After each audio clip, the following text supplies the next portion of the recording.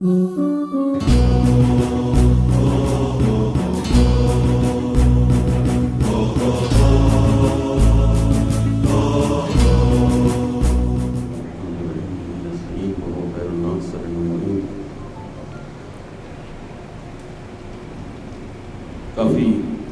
میرا خیال ہے کہ عرصہ گیپ کافی آیا ہوا ہے، یہاں پر آپ مومنین سے مخاطب ہوئے، بہت سارے موضوعات ان ایام میں گزشتہ چند مہینوں میں، اور بہت سے ایسے موضوعات کے جن کو چاہیے تھا کہ ہم بہرحال وقفہ اتنا زیادہ نہ آنے دیں اور موضوعات پر ضرور آپ دوستوں سے مخاطب ہوں، لیکن بہرحال کچھ حالات ہی ایسے رہے کہ موقع نہیں مل پائے۔ خدا نے توفیق دی ایک بار پھر آپ کی محفل میں۔ پہلے میں 2 مقدماتی باتیں کر لیتا ہوں، اس کے بعد آج کی محفل کو زیادہ تر سوال و جواب بھی رکھیں گے، تاکہ جو بھی مبہم موضوعات یا ایسے موضوعات کے جن پر ہم ہو سکتا ہے میری نگاہ میں کچھ اہم ہو سکتا ہے آپ کی نگاہ میں کچھ ایسے مبہم موضوعات ہوں جن کو آپ سمجھتے ہیں کہ حل ہونا چاہیے یا اس کا جواب ملنا چاہیے، تو سوالات دماغ میں تیار کریں۔ میں انشاءاللہ 2 مقدماتی باتیں کر کے اور پھر آپ کے سوالات کی طرف آؤں گا۔ درود پڑھیں محمد وعلیہ وسلم۔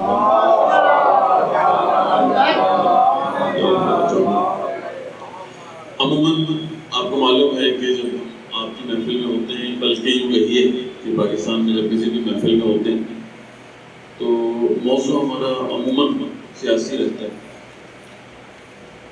کسی زمانے میں ہماری سمجھ میں بات آئی تھی کہ زمانے کا تقاضا یہ ہے، بلکہ ہم یہ کہیں کہ حوض علمیہ میں ہم جب قوم میں تھے جبھی ہماری سمجھ میں بات آئی تھی تشریح پاکستان کے گزشتہ حالات، موجودہ حالات کا تقاضا یہ بنتا ہے، اور اس کو ہم رب دیا کرتے تھے تشریحوں کی وہ سابقہ حالت کی جو اہل بیت علیہ السلام کے زمانے میں رہی تھی۔ کہ بات یہ ہے کہ دیندار لوگوں کی کمی نہیں ہوتی، بات یہ ہے کہ مذہبی لوگوں کی کمی نہیں ہوتی، بات یہ ہے کہ توحید کی پرستش کرنے والوں کی کمی نہیں ہوتی، یا اپنے زمانے کے امام کو جاننے والوں کی، پہچاننے والے تو شاید کم ہوں لیکن جانتے کم و بیش بہت سارے لوگ تھے ہیں، لیکن جہاں مسئلہ اٹکتا ہے، جہاں پھنس جاتا ہے، جس کی وجہ سے گمراہی پھیلتی ہے، جس کی وجہ سے لوگ اپنے وقت کے امام کا ساتھ نہیں دے پاتے ہیں، جس کی وجہ سے آسانی سے میدان خالی ہو جاتا ہے، جس کی وجہ سے آپ کے ائمہ تنہا رہ جاتے ہیں، بہت ساری اور بھی باتیں میں کر سکتا ہوں موضوع پر، لیکن میرا خیال ہے شیعت بہت اشارہ بھی لے جائے تو موضوع تک پہنچ جاتی ہے کہ جو لوگ میدان سے بھاگ جایا کرتے تھے، اصل وجہ اہل بیت علیہ السلام کی معرفت کا نہیں تھا، شناخت کا نہیں تھا، جان پہچان کا نہیں تھا۔ اصل مسئلہ یہ تھا کہ اس زمانے کا دشمن اتنا زیرک تھا، اتنا تیز تھا، اور اس نے وہ ہتھ کنڈے استعمال کیے تھے کہ جس کی بنیاد پر اہل بیت بہت جلدی اپنے ماننے والوں کے درمیان بھی تنہا ہو جایا کرتے تھے، اور وہ بڑی وجہ جو اہل بیت کی تنہائی کی تھی، بعد میں رہبر معظم نے بڑی تفصیل سے پر روشنی ڈالی ہے، بہت باتیں کی اس موضوع پہ، اور رہبر نے بتایا کہ سیاسی بصیرت کا نہ ہونا ہے، بڑی وجہ لوگوں کا اپنے زمانے کے حالات کو نہ سمجھنا ہے، لوگوں کا تشخیص نہ دینا ہے کہ کون سا کام کب کرنا چاہیے، اولویت کا انتخاب نہیں کر پاتے، مشکلات کو صحیح طرح سمجھ نہیں پاتے، اپنی ذمہ داریوں اور ڈیوٹیز ان کے ذہن میں نہیں آ پاتی کہ کون سی ڈیوٹی بنتی ہے، کون سا وظیفہ بنتا ہے، ذمہ داری بنتی ہے۔ بہرحال بہت ساری وجوہات تھیں جس کی وجہ سے ہم نے سیاسی موضوعات کا انتخاب کیا، اور ابھی بھی زیادہ تر متعارف ہم اسی عنوان سے ہیں کہ حالات حاضرہ اور سیاسی حالات پر بات کرتے ہیں۔ لیکن بہرحال جب اس سفر میں پیچھے پلٹ کے دیکھا، جو 30 سالہ سفر ہم طے کر چکے ہیں اس پاکستان میں اجتماعی زندگی کا، واپس پلٹ کے دیکھا تو بہت سارے ایسے مسائل اس وقت جنم لے چکے ہیں اس پاکستانی معاشرے میں کہ اب دل یہ چاہتا ہے کہ سیاسی موضوعات کو سوالات کی حد تک رکھا جائے، لیکن کچھ بنیادی بحثیں جو اس پاکستان کے لیے ضروری اور خصوصاً جوان کے لیے ضروری ہیں، ان کو تھوڑا سا زیادہ اپنی انشاءاللہ ان محفلوں میں آپ دوستوں کے اذہان تک، آپ دوستوں کی سماعتوں تک انشاءاللہ پہنچایا جائے۔ تو تو میں وہ 2 مقدماتی باتیں کر لیتا ہوں، انشاءاللہ اس کے بعد پھر آپ کے سوالات. درود پڑھیں محمد والے.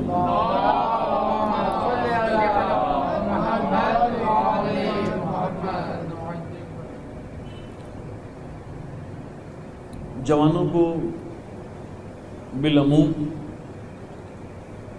کراچی کے بہت سارے جوانوں کو بالخصوص، جو 40 سال کا دور، 40 سال کا زمانہ گزرا ہے 1979 سے لے کر، اور یہ 2019 میں آپ نے قدم رکھا ہے، اندازہ نہیں ہے، دور کا اندازہ نہیں ہے، معلومات نہیں ہے، توجہات نہیں ہیں، کوشش بھی نہیں کرتے ماضی کی باتوں یا ماضی کی طرف پلٹنے کی یا دیکھنے کی یا سوچنے کی. ہم کوشش بھی نہیں کرتے. اس کی وجہ سے آپ کے حال اور استقبال پہ بڑے مسائل، ایشوز بڑے مرتب ہو رہے ہیں، بڑے مسائل مرتب ہو رہے ہیں. کیا مطلب یہ ہے کہ میں انشاءاللہ ہر دفعہ جب بھی موقع ملے گا کوشش کریں گے کہ 40 سال کی باتیں آپ سے، 40 سال کی باتیں خلاصتاً آپ سے کی جائیں. بہت ضروری ہے جاننا. کیوں جاننا ضروری ہے؟ میں نے کہا کہ حال پر اور مستقبل پر بڑے اثرات ہو رہے ہیں منفی قسم کے، نہ جاننے کی وجہ سے. میں صرف حالات ہی بیان کروں گا، آپ دیکھیے گا کہ واقعی ایسا ہو رہا ہے. پہلا موضوع کیا ہے؟ اس 40 سال میں 1970 کے بعد، 1979 کے بعد جن لوگوں کو شعور تھا، میری اپنی عمر انقلاب کے وقت 9 سال کی تھی جب انقلاب آیا، 70 کی پیدائش.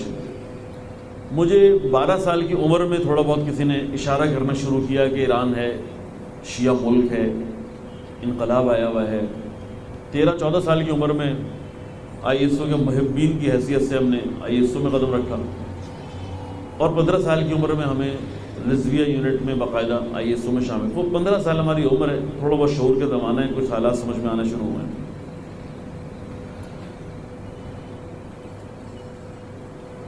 کیسا تھا کراچی؟ کراچی کیسا تھا؟ اس زمانے میں یہاں 2-3 شخصیات کی طرف نوجوانوں کا بہت رجوع ہوا کرتا تھا. 2-3 شخصیات کی طرف نوجوانوں کا بہت رجوع ہوا کرتا تھا. ناپید ہے اس زمانے میں، آپ کے زمانے میں یہ موضوع منتفی ہے، اٹھ چکا ہے. مثلا ایک شخصیت سید آغا جعفر نقوی صاحب کے نام سے معروف تھی. سید آغا جعفر نقوی، پارسی کالونی 116، ابھی بھی میرے دماغ میں وہ بیٹھا ہوا ان کا ایڈریس. 116 پارسی کالونی، گھر کے اوپر لکھا ہوا ہے سید آغا جعفر نقوی گھر کا نام. یہ سلجھا بازار کے پیچھے والا علاقہ پارسی کالونی. وہ شخصیت وہاں پر امید ہے 79 سے گفتگو کر رہی ہوگی یا شاید اس سے پہلے سے. آغا شریعت کے شاگرد معروف رہے. آغا شریعت وہ بھی ایک شخصیت تھی کراچی میں. ایران سے، جس زمانے میں ایران کے انقلابی علماء کو ملک سے نکالا جاتا تھا، شاہ نے یہ کوشش کی کہ شخصیات کو ملک سے نکالے، تو بہت سارے لوگ بہت سارے دنیا میں بکھر گئے جو ایران سے نکالے گئے. علماء اور مجتہدین کی سطح کی شخصیات تھیں. ان میں سے ایک شخصیت آقا شریعت کی بھی تھی. آقا شریعت یہیں آپ کے کراچی میں، اسی آپ کے کراچی میں آئے اور چند شاگرد پرورش کیے. ویسے تو بہت سارے کام کیے، میں بھی ان کے کاموں کو نہیں گنوانا چاہتا، لیکن جو اچھے کام، معروف کام اور بعد میں نظر آئے، بہت حد تک لوگوں نے محسوس کر لیا، ان میں کچھ شاگردوں کی پرورش تھی. ان میں سے ایک شخصیت سید آغا جعفر نقوی صاحب تھے. سید آغا جعفر نقوی صاحب جہاں اعلیٰ سطح کے سیاسی شخصیت اور برین کے مالک تھے، اعلیٰ قسم کی سیاسی شخصیت تھے، وہیں وہ عرفان میں بہت ہی بلند مقام رکھا کرتے تھے. بلکہ یوں کہیے کہ کراچی کے لوگوں کو اگر عرفان کا پتہ بھی چلا ہے کہ یہ عرفان ہوتا کیا ہے، معرفت ہوتی کیا ہے، یہ لقاء اللہ کہتے کسے ہیں، یہ تحت الارض کیا ہوتا ہے، اس طرح کی چند اصطلاحات ہیں، عرفا کی اصطلاحات ہیں، یا سیر و سلوک کا لفظ آیا، یا نماز میں بھی گہرائی ہونی چاہیے، نماز میں دلچسپی بھی ہونی چاہیے، نماز کو جو ہے وہ غور سے پڑھنا چاہیے، توجہ سے پڑھنا چاہیے. یعنی یہ ساری باتیں کراچی والوں کے جوانوں میں کم سے کم اذہان تک اس شخصیت نے پہنچائی ہیں، جس کو آپ سید آغا جعفر نقوی صاحب کے نام سے جانتے ہیں. اور یہاں کے جوانوں میں انقلاب کی محبت، خمینی بت-شکن کی محبت، ولایت فقیہ سے ان کا تمسک، یہ سب بھی اس شخصیت کی دین ہے، اسی شخصیت کا کارنامہ ہے. جیسے آپ سید آغا جعفر نقوی نام سے بہت کم لوگ جانتے ہیں، آپ میں سے کچھ لوگوں نے نام سنا ہے سید آغا جعفر نقوی سے. دوسری شخصیت جن کے قریب لوگ ہوئے وہ آغا شرف الدین موسی صاحب کی تھی. ابھی بھی حیات ہیں، آغا شرف الدین موسی صاحب حیات ہیں، لیکن ابھی کیونکہ کچھ اختلافی موضوعات پر باتیں لکھ دی ہیں اس لیے منظر عام پہ نہیں ہیں. بھائی کے کراچی میں ہی ہیں لیکن اب لوگوں کی دسترس میں نہیں ہیں. وہ ایک شخصیت ہوا کرتی تھی جن کے گرد نوجوانوں کا ایک حلقہ ہوا کرتا تھا. پہلا ہم نے کہا کہ ذرا بڑا حلقہ آغا جعفر نقوی صاحب کا تھا. دوسرے نمبر پر ایک حلقہ شخصیت جن کو آپ سید شرف الدین موسی صاحب کے نام سے ابھی بھی حیات ہیں. وہ بھی ناظم آباد میں اتفاق سے جامع امامیہ کے پاس ان کا اس زمانے میں ایک گھر اور وہیں پر ایک مکتب جہاں سے کتابیں اور بہت زیادہ دارالثقافہ کے نام کی کتابیں آپ کے پاس ہیں. تیسری نمبر پہ ایک شخصیت تھی، ایک انقلابی گروہ ان کے گرد بھی جمع تھا. وہ علامہ فاضل موسوی صاحب تھے، نام اس وقت بڑا معروف تھا علامہ فاضل موسوی. رضویہ یا گولی مار کی ایک گلی سے جعفریہ، بلکہ جعفریہ بھی نہیں، علی بستی کے گلی سے شخصیت متعارف ہوئی ہے. بالکل اوائل تھے انقلاب کے، وہاں سے متعارف ہوتے ہوتے اور پھر یہ باب العلم تک پہنچے تھے. اور یہ بھی کیونکہ نہج البلاغہ میں بہت کام تھا، شخصیت میں اور بھی کشش تھی، شجاعت تھی، بڑے مسائل لوگوں نے بہت زیادہ، جوانوں نے بہت پسند کیا. ایک اور شخصیت تھی، وہ آپ کے علاقے میں تھی، آپ ہی کی مسجد میں تھی. وہ بھی بڑی انقلابی شخصیت متعارف تھی، نوجوان ان کے گرد بھی جمع تھے. عباس بلال سمیری صاحب میرا خیال ہے اب کراچی میں نہیں ہیں، گلگت شفٹ ہو چکے ہیں، جو سننے میں آ رہا ہے. آخری ملاقات میرا خیال ہے کہیں ایئرپورٹ پہ ہی ہوئی گلگت یا اسلام آباد پہ. اس طرح 4-5 شخصیات ہیں کراچی میں ہیں. 40 سال گزشتہ سے باتیں میں نے شروع کی ہیں. میں نے کہا کہ میرا موضوع سیاسی رہتا ہے لیکن چند وجوہات کی بنیاد پہ جو کراچی اور پاکستان پر حال اور استقبال سے متعلقہ موضوعات ہیں، اس لیے ضروری سمجھ رہا ہوں کہ کچھ نکات ماضی کے جوانوں سے ضرور شیئر کیے جائیں. تاریخ ہے، ہاں اس کو تھوڑا سا صحیح کرتا ہوں، باروں مجھے صحیح کرنا پڑا، اس طرح سے یہ ہل جاتا ہے. درود پڑھیں محمد والے محمد.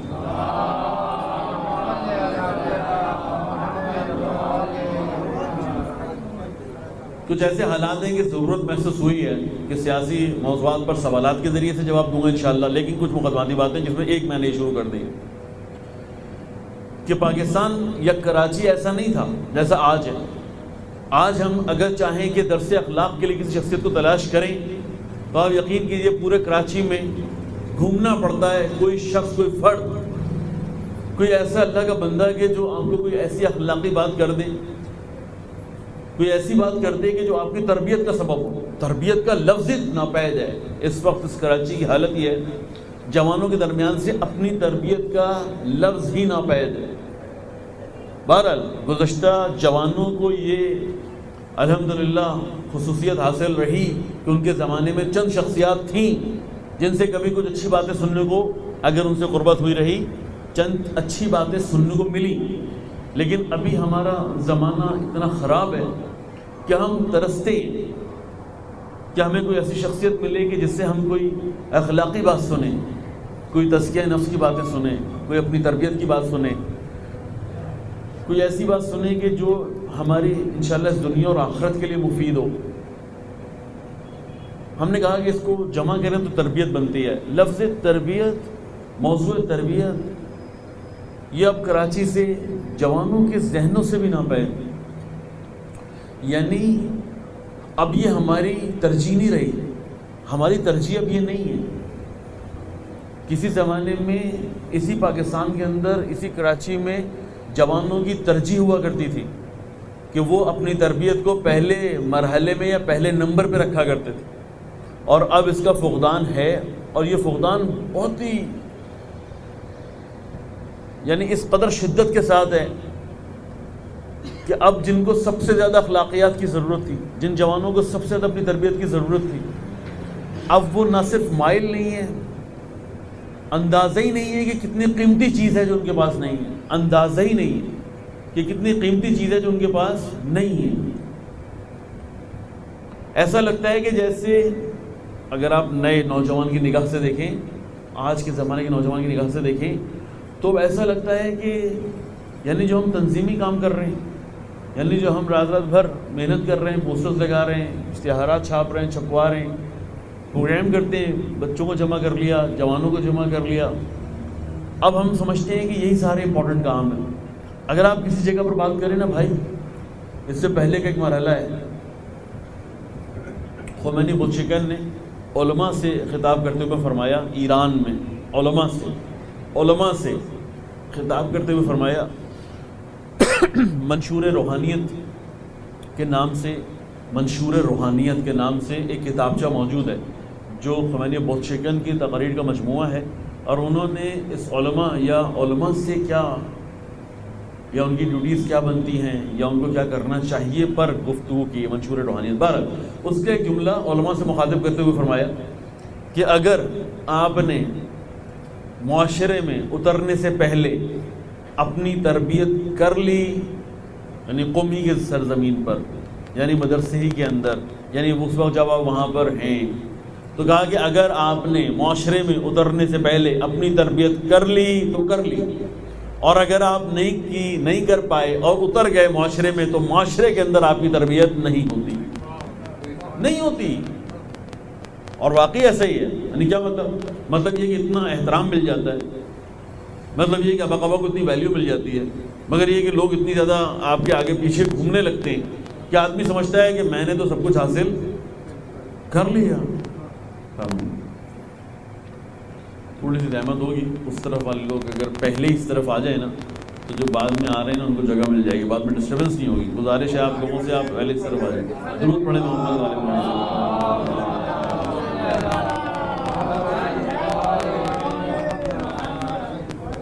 پھر جو بعد میں آتا رہے وہ آخر میں بیٹھتا رہے، لوگ پھلانگ کے آئیں گے، نہیں اچھا نہیں ہے۔ تو آپ لوگ پہلے آ جائیں آگے، اتنا ڈسٹربنس نہ ہو انشاءاللہ۔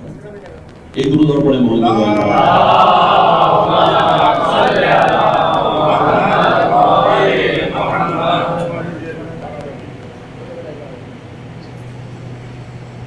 نئے آنے والوں کے لیے پھر میں تھوڑی سی واپس چلتا ہوں، بات کر دیتا ہوں کہ ویسے تو میری شہرت یہ ہے کہ میں سیاسی موضوعات پہ گفتگو کرتا ہوں، اور وہ میں نے سوالات کی صورت میں رکھی ہوئی ہے کہ میں آپ کے سوالوں کی صورت میں انشاءاللہ سارے سیاسی موضوعات جو آپ کے ذہن میں اور جو مجھے آتے ہیں ان کے جوابات میں دوں گا انشاءاللہ۔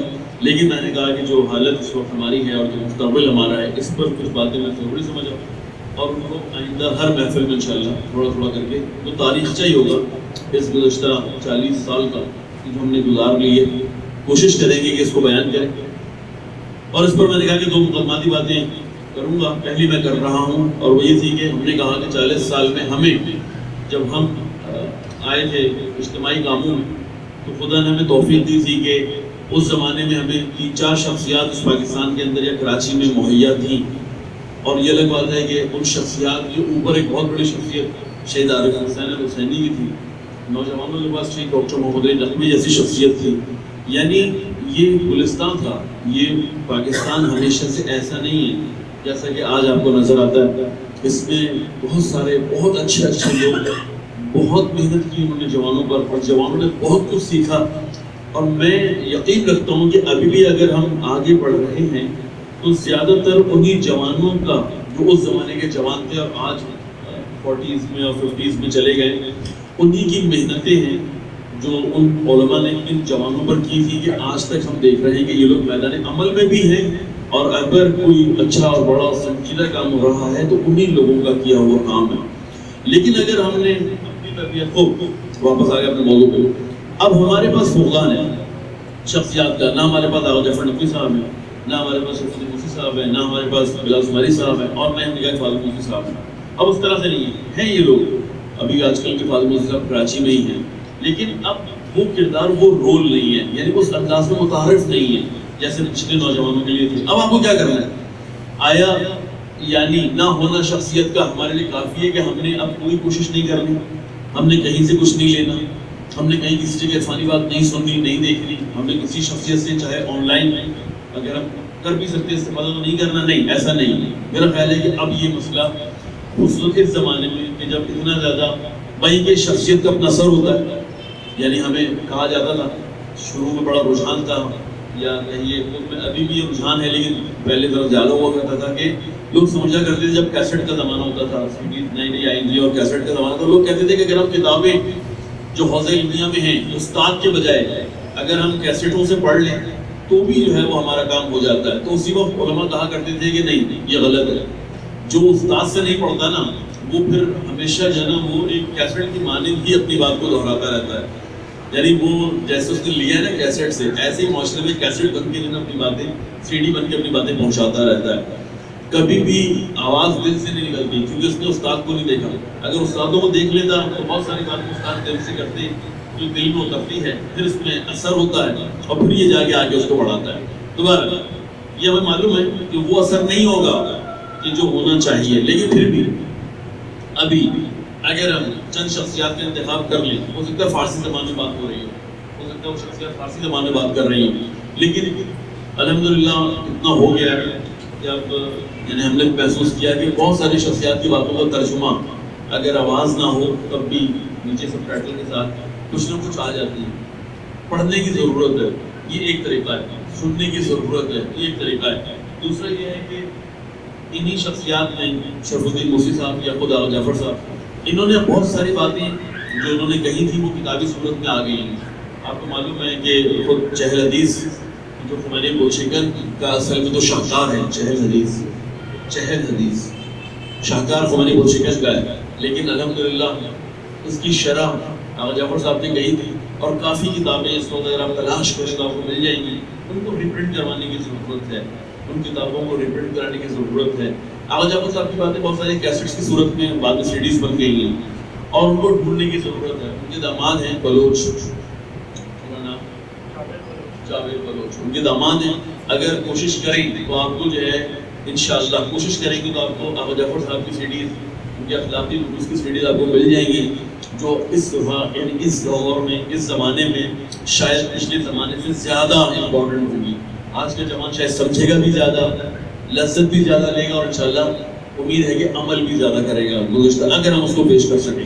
تو ایک تو یہ طریقہ ہو گیا کہ ہم یہ کام کریں۔ دوسرا مقدماتی پہلو وہی تھا کہ اس پاکستان کے اندر جب انقلاب، بلکہ کچھ لوگ تو انقلاب سے پہلے ہی انقلابی تھے، اندازہ ہونا چاہیے آپ کو کہ اس معاشرے کے اندر، اس پاکستان کے معاشرے میں پنجاب میں بھی کچھ شخصیات ایسی آ گئی کہ خود ڈاکٹر محمد علی کے والد صاحب امیر حسین نقوی، جو ڈاکٹر صاحب کے والد تھے، شہید ڈاکٹر محمد علی کے والد امیر حسین نقوی صاحب، اسی طرح اس زمانے میں ایک اور عالم دین ہوا کرتے تھے صدر الفاضل کے نام سے، یعنی ان کا نام اصل میں تھا مرتضیٰ حسین صدر الفاضل، سید مرتضیٰ حسین صدر الفاضل، لاہور میں ہوا کرتے تھے، انقلاب سے پہلے انقلابی تھے، یعنی وہ شخصیت تھی کہ اگر ناصر مکرم شیرازی جیسے لوگ جو آج آپ کو پتہ ہے مرجعیت ہے، لیکن جب یہ اپنی جوانی میں اپنے ایجوکیشن کے زمانے میں جب یہ بک میں پڑھا کرتے تھے، داخل ہوتے تھے نا محفل کے اندر، تو جب ان سے کھڑے ہو کے ملتے تھے نا جو لوگ، اس میں ایک ناصر مکرم شیرازی تھے کہ جو ان کی وجہ سے کھڑے ہو جایا کرتے تھے،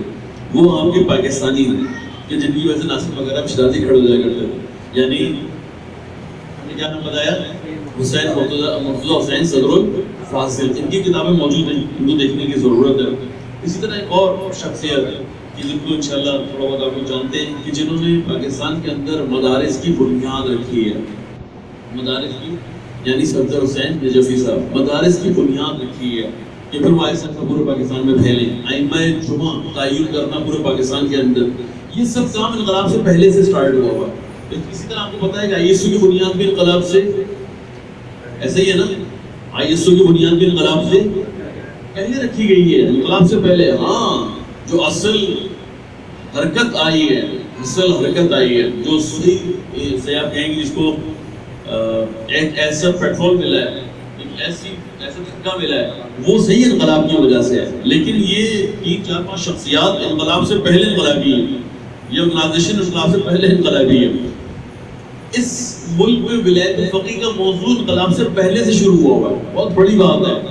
شاید ایسا عرب دنیا میں کہیں پر بھی نہ ہوا، شاید ہمیں ایک بھی مثال نہ ملے. ہم عرب دنیا میں چلے جائیں گے ولایت الفقیہ کا موضوع، لیکن اس پاکستان کے اندر ولایت الفقیہ کا موضوع اس انقلاب سے پہلے سے موجود ہے. شخصیات نے، ہاں بات یہ ہے کہ یہاں پہ تقلید ہی نہیں ہوا کرتی تھی.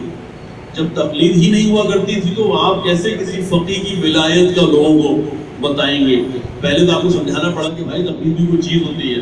پہلے آپ کو بتانا پڑا بھائی اپنے اعمال کو، ہر انسان کے عمل کو پرکھنا پڑتا ہے کہ صحیح ہے یا غلط.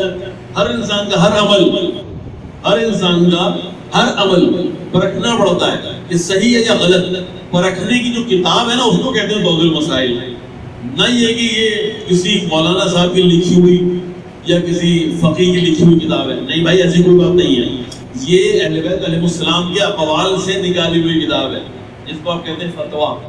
فتویٰ ہوتا ہے استفتاء. فتویٰ کیا ہوتا ہے کہ ہم اہل بیت اور قرآن، اہل بیت علیہ السلام، اب اہل بیت بہت شاملیت ہے، یعنی ان کا قول اور ان کا عمل اور ان کی تقریر. تقریر قول کے علاوہ ہے. تقریر کہتے ہیں کہ جو ان کے سامنے عمل انجام پا رہا تھا اور ان کا ریئیکشن کیا تھا، اسے تقریر کہا جاتا ہے. یہ اردو والی تقریر نہیں ہے، یہ عربی والی تقریر ہے کہ ان کے سامنے ایک عمل انجام پا رہا تھا، نہ قول ہے نہ فعل ہے، ایک اور عمل انجام پا رہا تھا. دو آدمی ایک کام کر رہے تھے، اہل بیت میں سے کوئی موجود تھا، ان کا ریئیکشن کیا تھا، اس کو سمجھنا سب سے مشکل کام ہوتا ہے کہ آیا وہ اس عمل سے راضی تھے یا اس عمل سے ناراحت تھے. اسے کہتے ہیں تقریر معصوم. تین چیزیں، قول معصوم، عمل معصوم اور تقریر معصوم، اس کو کہتے ہیں اہل بیت علیہ السلام. اس کو کہتے ہیں سنت اہل بیت علیہ السلام، سیرت اہل بیت علیہ السلام. یعنی اگر فقیہ بہت محنت کرے، قرآن کو سمجھے اور اہل بیت علیہ السلام کی انداز میں سمجھے، اور اس کے بعد آپ کے زمانے کے آپ کے عمل کو وہ یہ کہے کہ یہ صحیح ہے یا غلط ہے، تو یہ اس کی ذاتی جیب سے فتویٰ نہیں آیا ہوگا. یہ جو غلط فہمی ہے اس وقت، جو بیچارے 6 جولائی کو ایک اجتماع کر کے بیٹھے ہیں لاہور کے اندر، جو غلط فہمی ہے ان کو، وہ یہ ہے کہ شاید یہ مولانا صاحب اور فقیہ ہیں، یہ اپنی جیب سے فتویٰ دیتے ہیں اور ہم جو ہے نا وہ اس پر، یعنی ہم سے کہتے ہیں کہ اس پر عمل کرو. اللہ کے بندوں، وہ 50 سال 60 سال اپنی زندگی کے 33 سال اہل بیت علیہ السلام کو اور قرآن کو سمجھنے میں لگاتا ہے تاکہ تمہارے جو اعمال تمہاری عام زندگی سے لے کر اور امپورٹنٹ موضوعات، ان میں تمہیں اہل بیت کی رائے دے سکے. جو اہل بیت کی رائے ہوتی ہے نا، اس کا ہر ایک، اگر آپ سمجھتے ہیں کہ یار تو ہم خود بھی سمجھ سکتے ہیں، جیسے کہ 6 جولائی میں اعلان ہوا، بہت ساری باتوں تو اہل بیت سے ڈائریکٹ مل کے پوچھ سکتے ہیں، اہل بیت سے ڈائریکٹ سمجھ سکتے ہیں. اللہ کے بندوں، قرآن کے اندر میں نے اس کو پہلے بھی کہا ہے، میں پھر آپ کو نظر کرتا ہوں، میں سے اس کو صحیح کروا لوں، یہ ایسا ایسا میری زبان سے ادھر ہو جاتا ہے. چلو ضرور پڑھیں محمد علیہ محمد.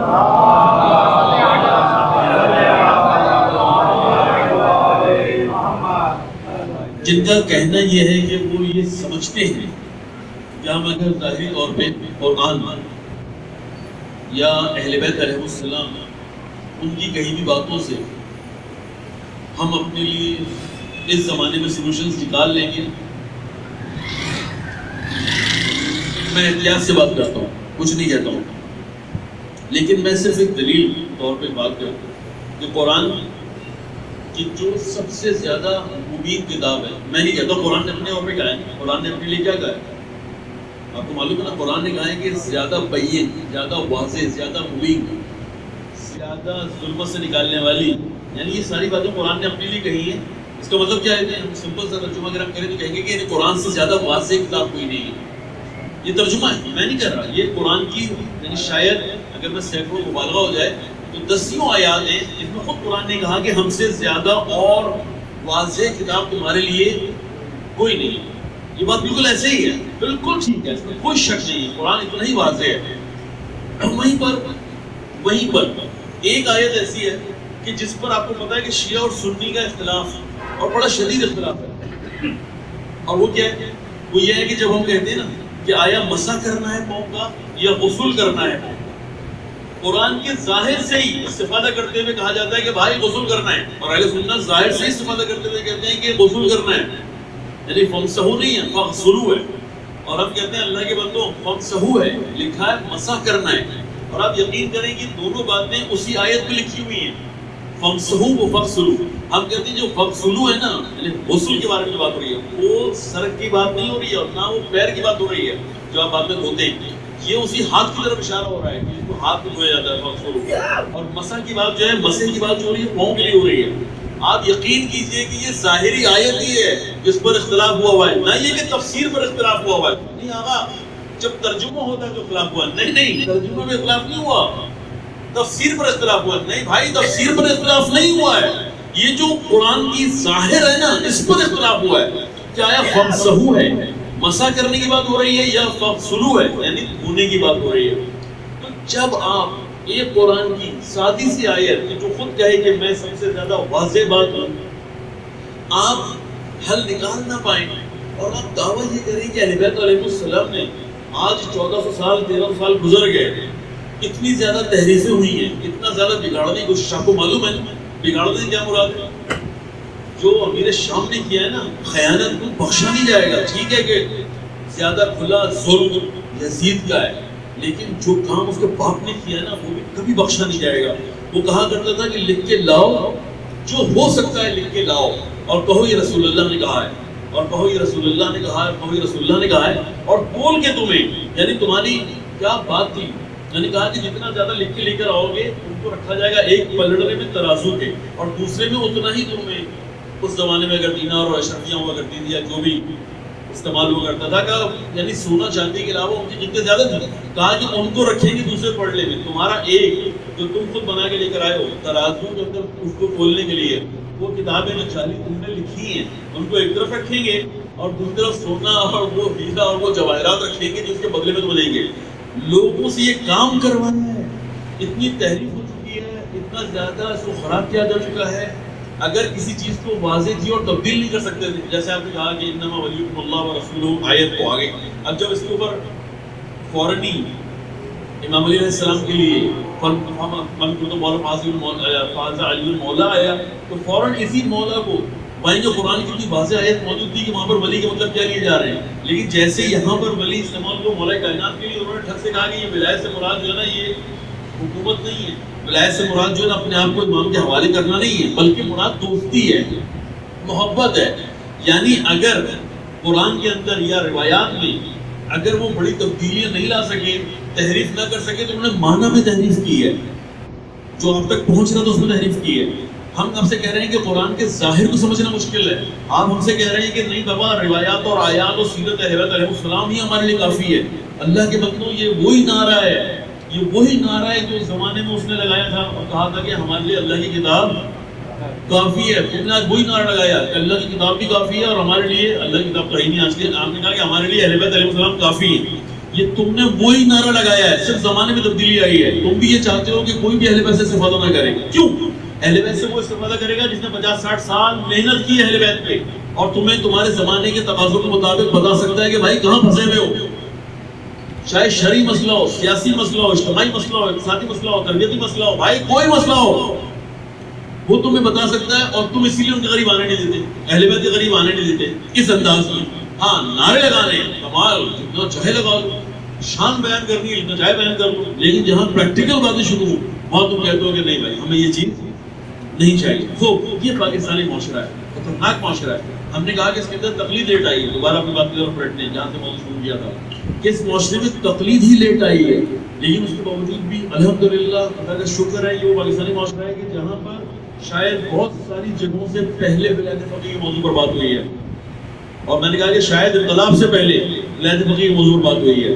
اور اس کو مجھے یقین ہے، ایک آدمی کو تو یقین ہے جو کراچی میں تھا، اس کا شہید مظفر کرمانی کے نام سے جانتے ہیں. شہید مظفر کرمانی وہ شخصیت ہے کہ جس نے انقلاب سے پہلے اس کراچی شہر میں امام خمینی کے لیے مظاہرہ کیا ہے اسی کراچی کے روڈوں پر، اور موضوع ولایت فقیہ کو مطرح کیا ہے. اور لوگ سوچتے تھے بھائی یہ ولایت فقیہ کیا ہوتا ہے، نہیں پتہ تھا نا.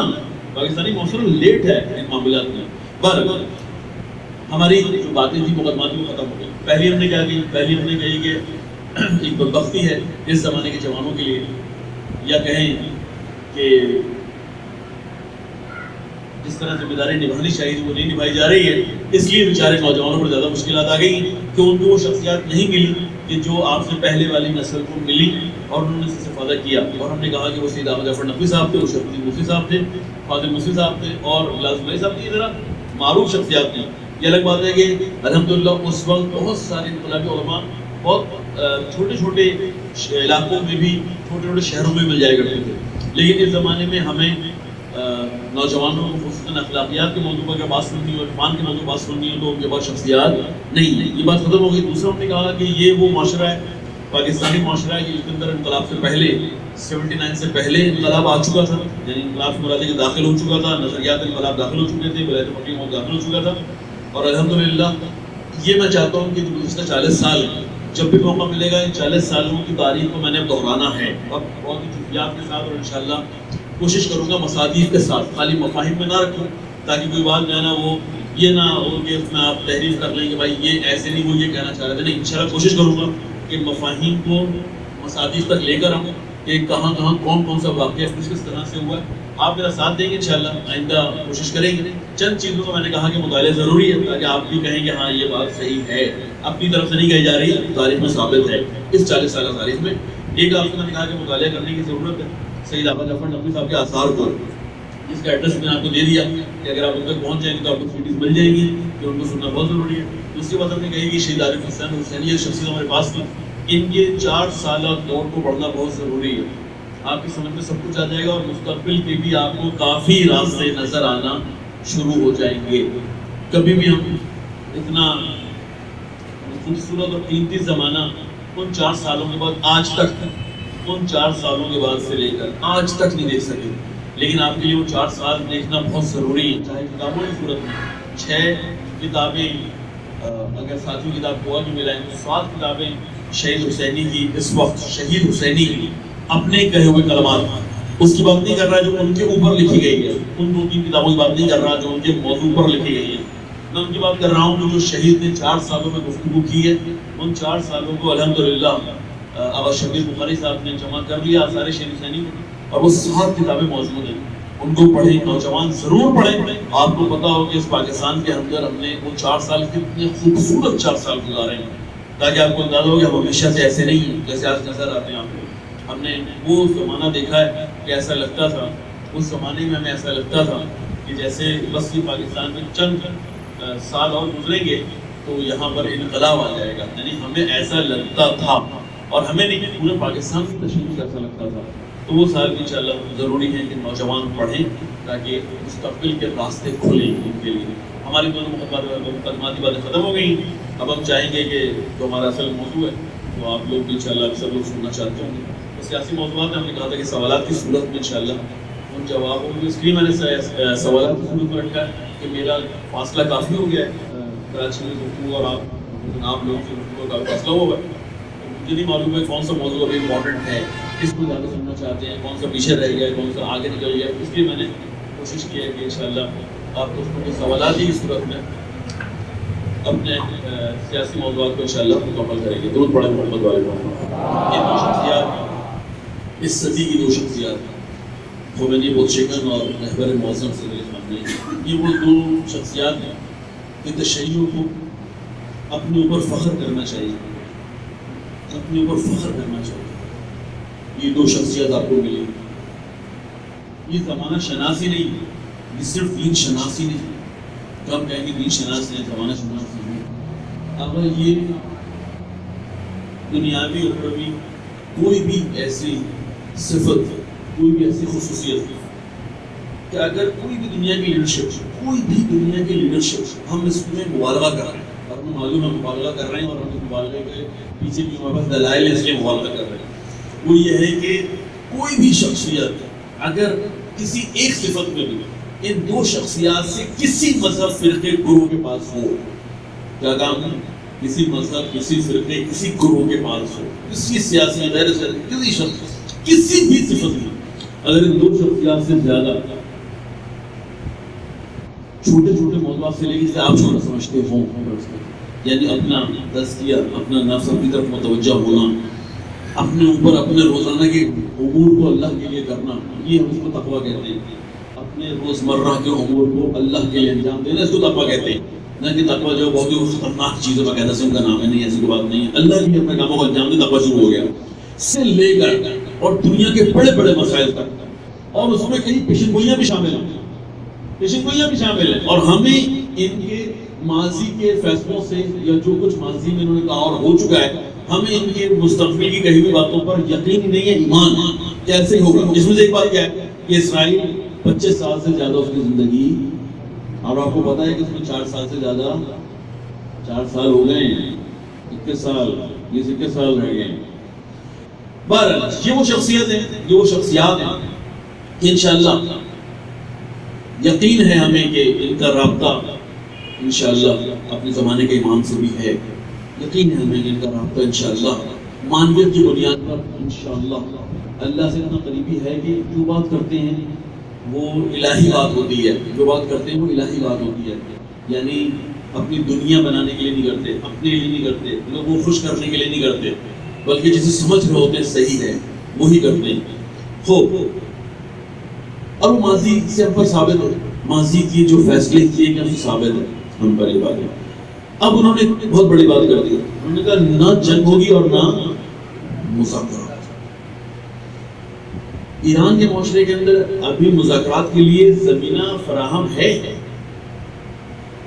یعنی روحانی جیسے حکومت یا اس سے پہلے کے لوگ یا اس کے بعد بھی جو شاید موڈ میں ہیں کہ ملک کے صدر بنیں گے، ان کی بڑی خواہش ہے کہ کس طرح سے مذاکرات کی میز پر بیٹھ جائیں، کیونکہ اب تو ٹرمپ خود کہہ رہا ہے نا، پتہ ہے نا آپ کو، جاپانی وزیر اعظم بھیج دیا، 40 سال کے بعد جاپان سے کوئی آیا ہے، 40 سال کے بعد جاپان سے کوئی آیا ہے،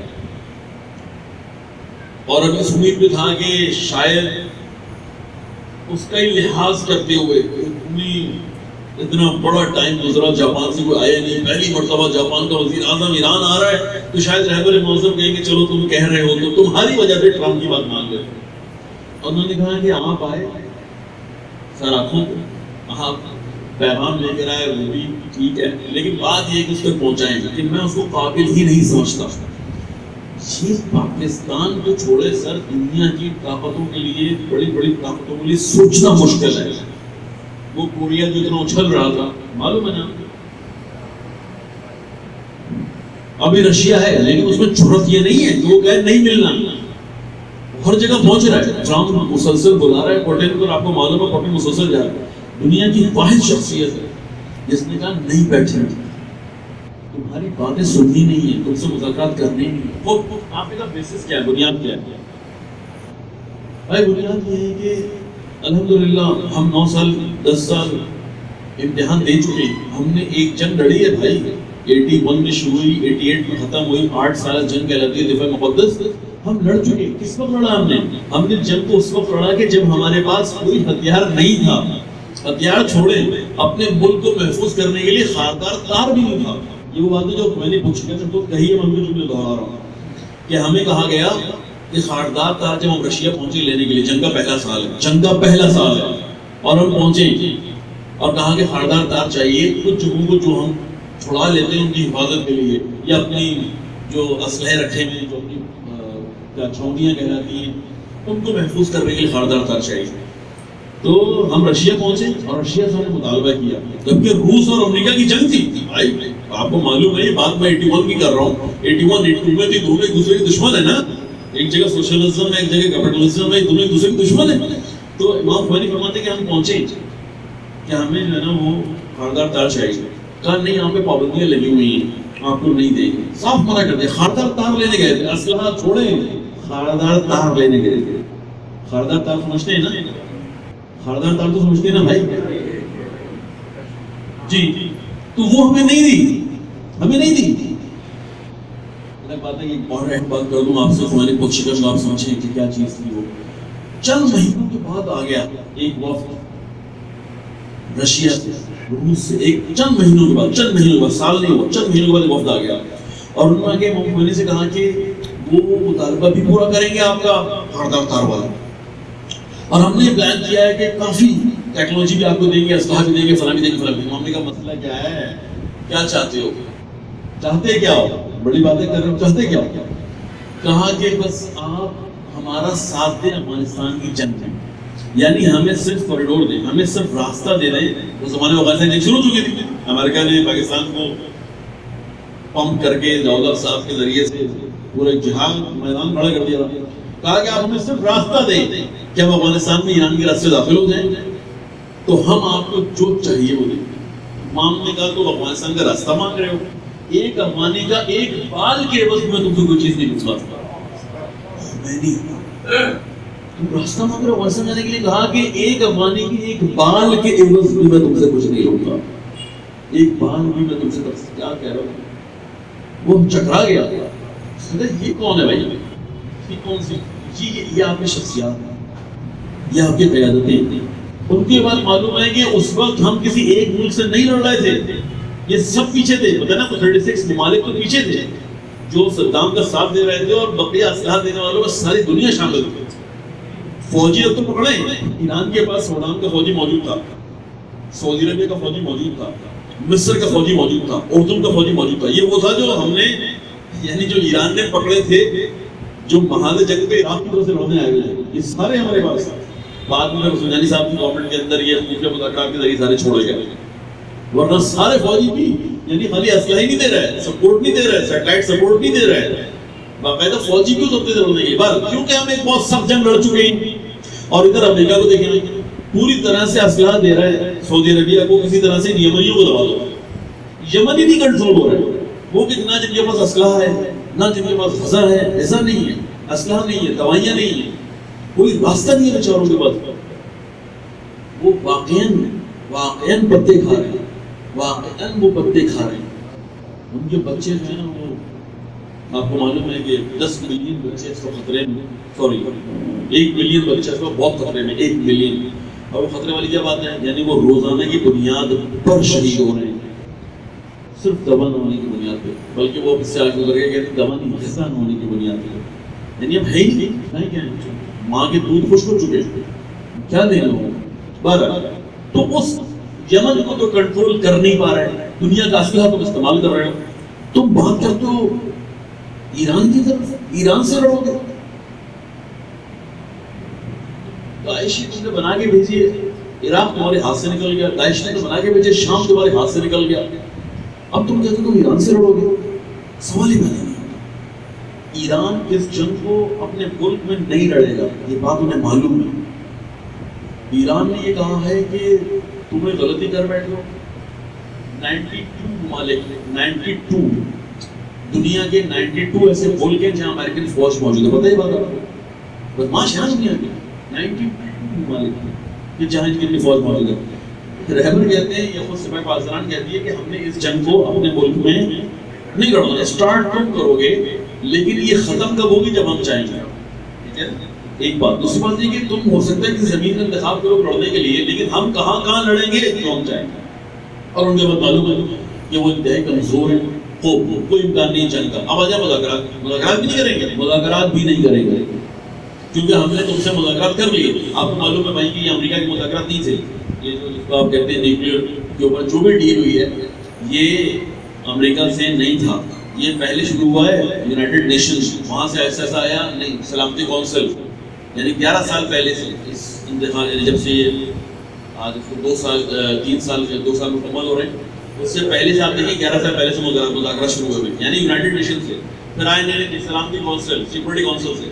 پھر آیا مسئلہ ان کا نہیں ہے، مسئلہ جو ہے یورپی یونین کا ہے. پھر آیا نہیں، یورپی کا مسئلہ نہیں ہے، اصل میں تو نیٹو پاور جو ویٹو پاورز ہیں ان کا مسئلہ ہے. پھر ویٹو پاور سے آ گیا بھائی ہمارا کوئی مسئلہ نہیں ہے، تو خالی امریکہ کو راضی کرو. یعنی ہم نے 11 سال میں سفر طے کیا ہے.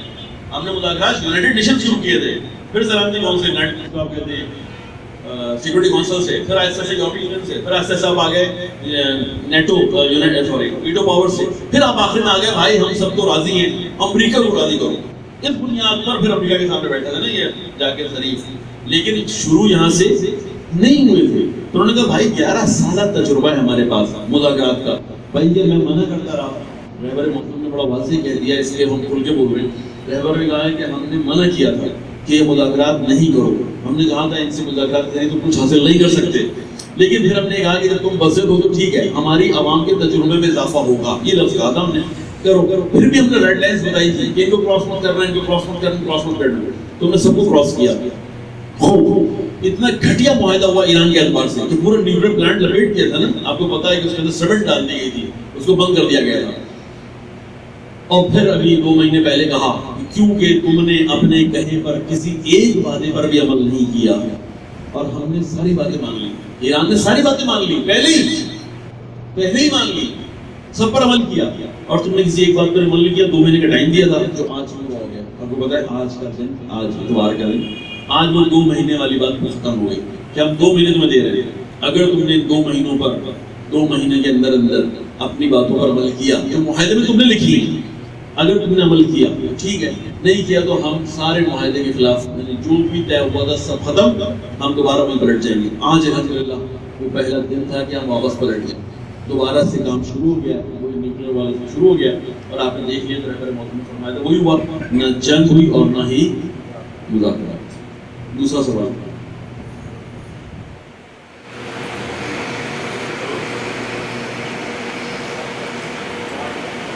حالیہ دور میں جو ہے نا یمن کے شاہ اللہ کا بیان آیا تھا کہ بہت ہم لوگ جو ہے نا بہت بڑے حملے کی تیاری ہوتا ہے، بیان تھے بہت حملے کی تیاری کر رہا ہے اور ہمارا حق ہے کہ ہم سعودیوں میں کرنا پڑ رہا حملہ کریں.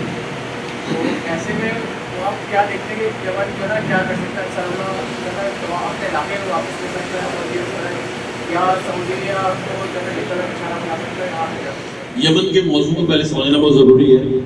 یمن کے موضوع کو آپ سمجھیں کہ ہو کیا رہا ہے. دیکھیے یمن پڑوسی ہے سعودی عربیہ کا، بلکہ ان جزیرۃ العرب کا آخری ملک ہے جس کے بعد جا کے سمندر شروع ہو جاتا ہے. اس کے پاس سب سے امپورٹنٹ جگہ جو ہے وہ اس کو آپ کہتے ہیں مندب. مندب کیا چیز ہے؟ یعنی تنگنائے مندب کہلاتا ہے. تنگنائے مندب کیا چیز ہے؟ یعنی جیسے ایران کے پاس ہرمزگان کے نام سے جگہ ہے، ہرمز یعنی کیا مطلب؟ مطلب یہ کہ جہاں سمندر سے نکلنے کے راستے بہت ہی چھوٹے ہو جاتے ہیں نا. ہاں اب وہ جگہ ایسی ہے کہ جو کہ پوری دنیا کے لیے جو ہے نا وہ شہرک کی حیثیت رکھتی ہے کہ انہوں نے یورپ کے سارے آئل کو نہر سوئس سے گزارنے کے بعد اس بحر مندب سے گزار کے بڑے سمندر میں لانا ہے، اور اسی طرح بڑے سمندر سے لے جانا ہو نہر سوئس کراس کر کے یورپین کو دینا ہو تو یہی ہے. جہاں پر ابھی ایران کا جہاز پہلے روکا گیا ہے وہ یہی جگہ ہے، نہر سوئس سے کراس نہیں کرنے دے رہے تھے اور اس کو روک لیا گیا. اس جہاز کو برطانیہ نے روک لیا، یہ کہہ کے کہ شام پہ پابندی لگی ہوئی ہے، پاک کا آئل ٹینکر کیوں جا رہا ہے شام پر پابندی لگی ہوئی ہے. امریکہ نے لگائی ہوئی ہے. کیوں سزا مل رہی ہے؟ داعش سے لڑنے کی. داعش سے لڑے نا تو ہمیں سزا مل رہی ہے داعش سے لڑنے کی. شام پر پابندی لگائی گئی. کمال ہے انہیں دنیا کا قانون، کمال قانون ہے. تو اب جو بات یہاں پر ہے نا، یمن اتنا امپورٹنٹ ملک ہے کہ اگر یہ اس راستے کو بند کر دے تو آپ سمجھیں کہ یہ آدھا یورپ تو ویسے ہی مفروض ہو جاتا ہے. اگر یہ اس راستے کو بند کر دیتا ہے، اب کہیں ایران بند کر دے تو آپ سمجھیں 75% دنیا جو ہے نا وہ تیل اور گیس سے محروم ہو جائے گی. جن کے پاس آئل اور گیس نہیں ہے اور وہ دنیا سے، بلکہ تجارت سارے ختم ہو جاتی ہے. 75% تجارت اگر یہ 2 علاقے بند ہو جاتے ہیں. خوب اب آپ آئیے یمن کے دوسرے موضوعات کے اوپر. یہ وہ علاقہ ہے کہ جس کو انہوں نے اپنی کالونی بنا رکھا تھا سعودی عربیہ نے. آپ کو پتا ہے 30 سال سے مسلط حکمران علی عبداللہ صالح، 30 سال سے مسلط حکمران، وہ ایک نوکر تھا، وہ ایک سعودی عربیہ کا نوکر تھا. یہ نوکر کیوں تھا؟ یہ نوکری کیوں شروع ہوئی ہے؟ یہ ابھی نہیں 100 سال سے ہو رہی ہے. 100 سال سے کیوں شروع ہوئی ہے؟ کیونکہ اس کے 3 جزیروں پر، تینوں بڑے امپورٹنٹ ہیں، آپ نے سن لیا، جیزان، نجران اور اسیر. 3 جزیرے ہیں یمن کے. 3 جزیرے نہیں، سوری 3 صوبے یمن کے ہیں شمال میں، یمن کے شمال میں جو سعودی عربیہ سے بارڈر لگتا ہے. اب یہ وہ جگہ ہے کہ جہاں اتفاق سے اس کے ساتھ ہی سارا حوثیوں کا علاقہ ہے. یہ لوگ بھی اتفاق سے شمال میں ہی ہیں، حوثیوں کا علاقہ ہے. صنعاء جو ہے وہ بہت قریب ہے، کیپٹل جو بہت قریب ہے یہاں سے. اب یہ 3 جزیرے 100 سال سے زیادہ ہو چکے ہیں. 3 صوبے 100 سال سے زیادہ ہو گئے. جیزان، نجران اور اسیر، یہ جو کس کے پاس ہے؟ سعودی عربیہ کے پاس. 100 سال سے زیادہ ہو گئے ایک ملک کے 3 صوبوں پہ آپ نے قبضہ کیا ہوا ہے. اور وہ 3 صوبے ہیں کہ جو آئل کی سب سے بڑی دنیا ہے، یعنی سب سے زیادہ آئل وہاں پایا جاتا ہے، وہ آپ کے قبضے میں. آپ نے خود جب قبضہ کیا تھا، جب مسلط ہوئے تھے نا آل سعود اس جزیرۃ العرب پہ مسلط ہوئے تھے، تو انہوں نے کوشش کی تھی نا اردن بھی ان کا ہو جائے، عمان بھی ان کا ہو جائے، آج کا عمان مسقط، اردن بھی ان کا ہو جائے، سعودی عربیہ جو آج کا ہے یہ پورا ان کے پاس آ جائے، جس کو زمانے میں سرزمین حجاز کہتے تھے، طائف کے نام سے معروف تھا یا ریاض کے نام سے معروف تھا، مدینہ اور مکہ مشہور تھے. یہ سعودی عرب تو نہیں تھا، جزیرۃ العرب تھا. بعد انہوں نے مسلط ہو کے اس کا نام رکھا ہے سعودیہ عربیہ، ورنہ ہم تو نہیں مانتے سعودیہ عربیہ. یہ کہاں سے ہو گیا بھائی؟ یہ خاندان کے نام پہ ملک کا نام رکھ دیا تاکہ کبھی بھی آل سعود کے علاوہ کوئی بھی اس جگہ پر حکومت نہ کرے، لیکن نہیں مانتے ہیں. پر انہوں نے جب مختلف شہروں میں قبضہ کیا، یہ لوگ گئے لڑتے ہوئے. یہ صرف شیعوں کی طرح معلوم ہے کہ جنرل بغی کو گرا دیا انہوں نے. نہیں بھائی، جب جنت البقیع گرایا اسی وقت کربلا پہ حملہ کیا ہے، اسی وقت کربلا پہ حملہ کیا، اور اس زمانے کی گولیاں بھی موجود تھیں جو کربلا کے میناروں پر اور کربلا خود امام حسین صاحب کے حرم پر موجود تھی، سیدھے گنبد کے اوپر جو گولیاں موجود تھیں، انہیں آل سعود تھے جو اس زمانے میں کیا۔ اسی وقت انہوں نے یمن پہ قبضہ کرنے کی کوشش میں ان 3 صوبوں پہ قبضہ کر لیا۔ ان کی تو کیا ہی دماغ تھا، ان کا نہیں تھا، پیچھے برطانیہ تھا، وہی برطانیہ کی جو آج 6 جولائی کا بھی مسجد ہے جو آپ کے ملک میں کل اجتماع ہوا ہے، اس کے پیچھے بھی برطانیہ ہے۔ برطانیہ کو سمجھنا بہت ضروری ہے۔ اسے خمینی خود شکن نے کہا ہے کہ یہ روبہ پیر ہے۔ روبہ کہتے ہیں لومڑی کو، پیر کہتے ہیں بوڑھی کو، بوڑھی لومڑی۔ پہلی لومڑی کتنی خطرناک ہوتی ہے، اور جب وہ بوڑھی ہو جائے تو اور خطرناک ہو جاتی ہے۔ تو کہا ہے خمینی خود شکن نے نام رکھا ہے، جیسے امریکہ کا رکھا ہے نا شیطان بزرگ، ایسا رکھا ہوا ہے روبہ پیر۔ خوب روبہ پیر یہ اس کے پیچھے تھی۔ آئل کہاں جا رہا ہے؟ اگر امریکہ، اگر سعودی عربیہ کا تیل نکل رہا ہے، اگر عراق سے تیل نکل رہا ہے، اگر اردن سے تیل نکل رہا ہے، اگر اس زمانے میں ایران سے تیل نکل رہا تھا شاہ کے زمانے میں، یہ سب کہاں جا رہا تھا؟ آپ تعجب کریں گے کہ امریکہ کے پاس اپنا تیل بھی موجود ہے، اور وہ اپنی پیداوار جو آئل ہے اس کو محفوظ رکھا ہوا ہے، جو تیل اس کا اپنا نکل رہا ہے وہ محفوظ ہے۔ اور ہم سے جو لے رہا ہے نا، اسلامی دنیا سے جو تیل لے رہا ہے، اس کے اس نے اتنے بڑے بڑے کنویں بنا رکھے ہیں کہ جن میں وہ محفوظ کرتا ہے، وہ تیل لیتا ہے۔ ارے بھائی تمہاری ضرورت فرض کرو اگر اتنے بیرل ہے، فرض کرو 20 ملین بیرل ہے، تم 20 ملین بیرل ہو، کہتے نہیں ضرورت 20 ملین بیرل ہوگی لیکن لینا مجھے وہی 100 ملین بیرل ہے۔ بھائی 100 ملین 80 ملین کیا کر رہے ہو تم؟ اتنے بڑے بڑے کنویں بنائے ہوئے کہ جہاں یہ سارا آئل سیو کر رہے ہیں امریکنز۔ اور ایک وقت آئے گا جب آئل ختم ہو جائے گا نا، کیوں نہیں ایران کو نیوکلیر پاور، کیوں نہیں ایران نے دنیا کو نیوکلیر پاور کی طرف جانے دے رہا ہے؟ کیونکہ اصل میں انرجی اگر گیس اور آئل سے نہیں لینی ہے تو پھر ایٹم سے ہی لینی ہے، اور ایٹم کی انرجی بہترین انرجی ہوگی، اس سے کہیں زیادہ افیکٹو ہے اس سے جو ابھی آپ کے پاس ہے، اس لیے نہیں جانے دیتے۔ دیکھیں ایٹم بم بنا لو مسئلہ نہیں ہے، پاکستان کو بنانے دیا نہیں دیا، ایٹم بم بنا لو مسئلہ نہیں ہے، اگر ایٹمک انرجی بنا رہے ہو تو مسئلہ ہے۔ کیوں؟ کیونکہ بھائی ایٹمک انرجی کا مطلب یہ ہے کہ تم نے ایک اور جگہ تلاش، ایک اور چیز تلاش کر لی ہے کہ جو جب آئل ختم ہو جائے گا اور گیس ختم ہو جائے گا، جب ہم کہیں گے ہاں بھائی اب آؤ، اب تو ہمارے پاس ہے سب کچھ، اب لوگوں کو کتنا لینا ہے، وہ سب کہیں گے یار ہم نے تمہیں $60 کا دیا تھا، تم 80 کا واپس کر دو، کہیں گے 80۔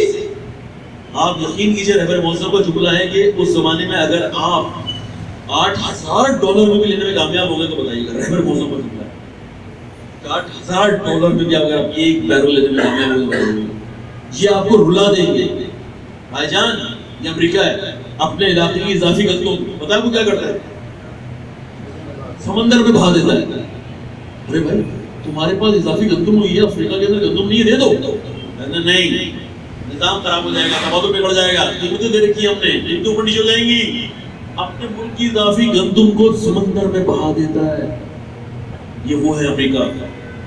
خوب بات کیا چل رہی تھی؟ یمن، اس کے پاس 3 صوبے جو سعودی عربیہ نے لی ہوئی، یہ 3 صوبوں کا معاہدہ کروایا برطانیہ نے کہ بھائی ابھی نہ لڑو، 100 سال پہلے، یہ خود بخود 100 سال کے بعد جو ہے نا یہ تمہیں مل جائیں گے۔ 100 سال کا معاہدہ کروا دیا اور ان کو کہا کہ آرامکو کا پہلا بڑا اسٹیشن یہی لگاؤ، اسی جگہ پہ لگاؤ، آج سے 70 سال پہلے، 80 سال پہلے، اس کو پہلے نچوڑ لو، آرامکو اس کو پہلے نچوڑ لو اس علاقے کو، پھر دیکھیں گے اور جگہوں پہ۔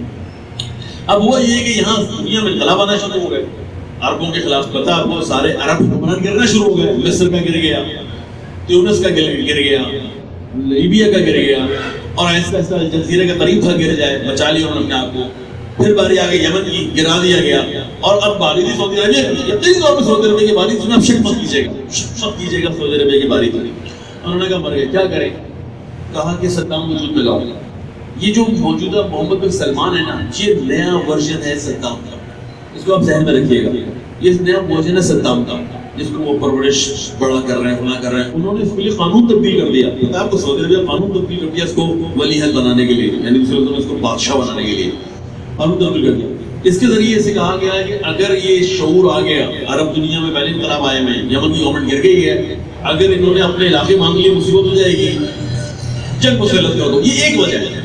دوسری وجہ بتاتا ہوں، اسلحہ بہت جمع ہو گیا ہے، آپ یقین کیجیے کہ ہر 10 سال میں ایک جنگ ہونی ہے، اتنی بڑی جنگ ہوگی ہر 10 سال میں، پورے تلاش کیجیے پیچھے جا کے تو پتہ چلے گا پورے 100 سال کے اندر یہ ہوتا آ رہا ہے، پورے 100 سال میں ہوتا ہے۔ جب ان کی اسلحے گودام بھر جاتے ہیں نا یورپ کے، امریکہ کے، تو کہتے ہیں بھائی اسلامی دنیا میں جنگ کرواؤ، کیوں؟ دو کام ہو جائیں گے، سارا اسلحہ بک جائے گا، دوسرا یہ آزمائش ہو جائے گی جو ہم اپنے علاقوں میں نہیں کر سکتے. ہم کیسے کسی جگہ پہ آپ کو بولا تھا کلسٹر بم جو کہلاتا تھا، کلسٹر بم جو کہلاتا تھا، جو افغانیوں پہ انہوں نے جس کے اندر بڑا بم گراتے تھے جو پھٹتا تھا، پھر چھوٹے بم گرتے تھے جو اتنے خوبصورت ہوتے تھے کہ بچوں کو کھلونا سمجھتے تھے، اور جب اس کو اٹھاتے تھے پتہ تھا وہ چھوٹا بم یعنی میزائل وہ بم ہے جو بچوں کے ہاتھ میں پھٹ جایا کرتا تھا. آپ نے سنا ہے کہ B-52 نے جو ان کا سب سے خطرناک جہاز ہے اس نے یہ والے بم جو ہیں یہ آزمائش کے طور پہ افغانیوں کے اوپر گرائے ہیں. بھائی جان یہ بظاہر ہمیں لگتا ہے کہ جنگ شاید فلاں وجہ سے ہو رہی ہے، جنگ فلاں وجہ سے ہو رہی ہے، جنگ فلاں وجہ سے ہو رہی ہے. تلاش کرنا مشکل ہوتا ہے کہ جنگ اصل وجہ کیا ہے، جنگ کس وجہ سے ہو رہی ہے. تو دوسری وجہ کیا ہوگی کہ اپنے اسلحے اپنے گوداموں خالی کر دیں اور آپ لوگوں کے اوپر جو ہے وہ اپنے نئے اسلحے کو آزمائش کرتے ہیں. تو ابھی یمن میدان جنگ کا ہوا، ان کے ذہن میں تھا کہ اس کو چھڑا دیں گے. یمن کا کیا مسئلہ ہے بھائی، جو اتنے غریب لوگ ہیں، اسلحہ کچھ ہے نہیں، ٹینک کچھ ہے نہیں، خنجر لے کے گھومتے رہتے ہیں، انہوں نے کیا لڑنا؟ دو ہفتے 3 ہفتے اور وہ 1 مہینے کا ٹائم لے کر آئے تھے اور سوچا تھا مسلط ہو جائیں گے. الٹا ہو گیا. وہ 1 مہینہ کہاں ہونا تھا، بڑھتا جا رہا ہے. وہ آج 4 سال مکمل ہو گئے، 5 سال میں جنگ داخل ہو گئی.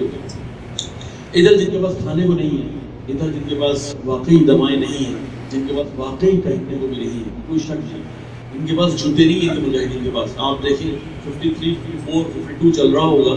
ریگستان کی 52 کسے کہتے ہیں سر، یہ آپ تصور بھی نہیں کر سکتے کہ ریگستان کا 52 یعنی کیا. ٹھیک ہے شام ٹھنڈی ہوتی ہے، ریگستان کی شام ٹھنڈی ہوتی ہے، لیکن ریگستان کے دن بہت گرم ہوتے ہیں.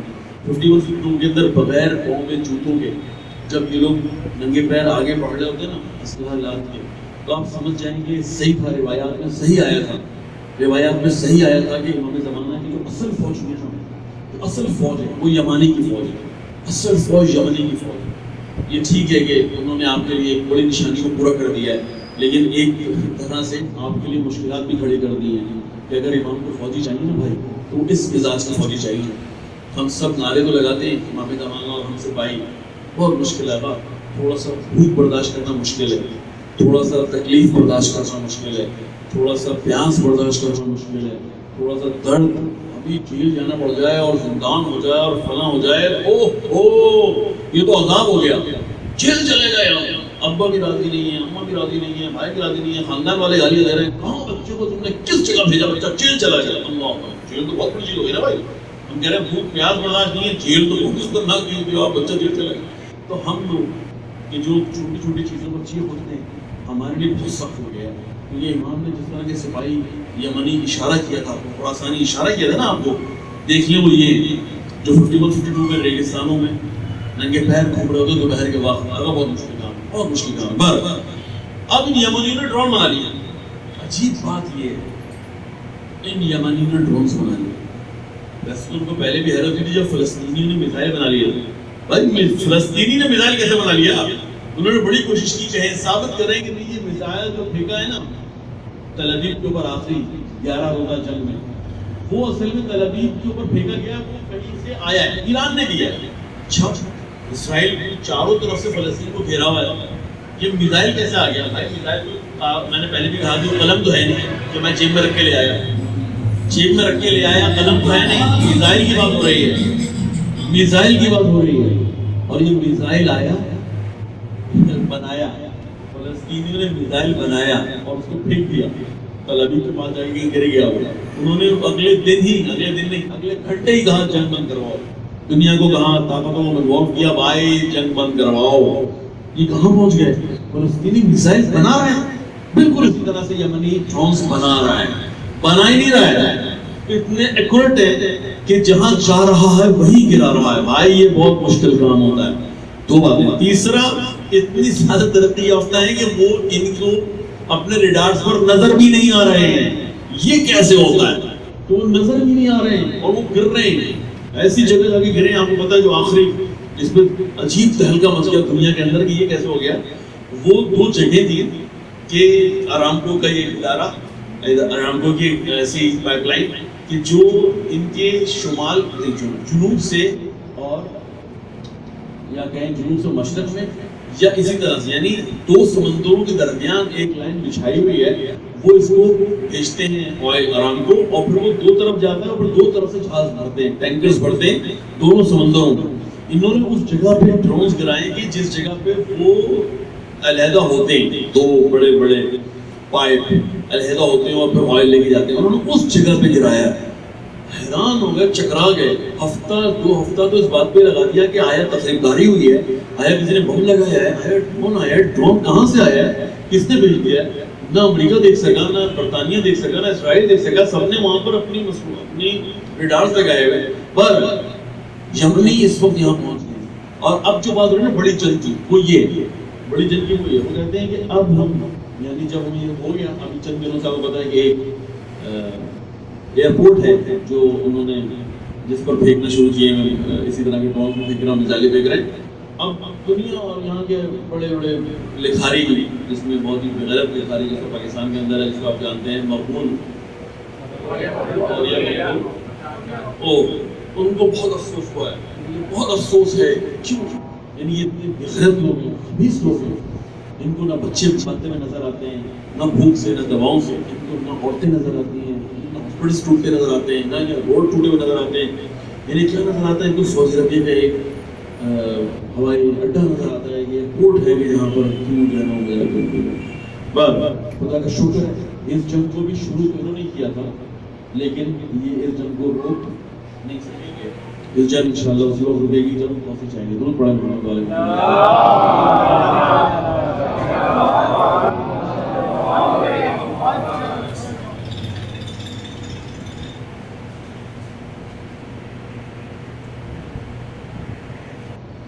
امریکہ کے بڑے بڑے انالسٹ موجود ہیں، ایسا کیوں ہوا، انہوں نے جنگ کا کہہ بھی دیا اور پیچھے ہٹ گئے۔ بھائی معذرت کے ساتھ ہیں تو ان کے پاس بڑے بڑے انالسٹ موجود ہوں گے، لیکن مسئلہ یہ ہے کہ ایران کے معاملے میں ہمیشہ غلطی کر جاتے ہیں، لبنان کے معاملے میں ہمیشہ غلطی کر جاتے ہیں۔ انہوں نے ایران کو یا لبنان کے حزب اللہ کو یا حماس کو یا یمنیوں کو یا اسی طرح سے انشاءاللہ جو بھی عراق کی فورسز اس پر بڑھ رہی ہیں، انہوں نے سمجھا تھا کہ یہ وہی عرب ہے کہ جیسے سعودیہ میں ہوتے ہیں، جیسے اردن میں ہوتے ہیں، جیسے ہمیں ان کو پتا تھا سارا، سب کچھ جانتے تھے، انہوں نے اسرائیل سے جنگیں لڑی ہوئی تھی۔ یہ یہاں غلطی کر گیا، یہ غلطی کر رہے ہیں مسلسل کہ یہ اس طرح کے عرب ملک سمجھ رہے ہیں، اور شیعوں کی طاقت کو کبھی بھی یہ ابھی تک تو نہیں سمجھ پائے ہیں، اور لگتا ہے کہ مستقبل میں کبھی نہیں سمجھ پائیں گے۔ غلطیاں کر رہے ہیں اور کرتے رہیں گے۔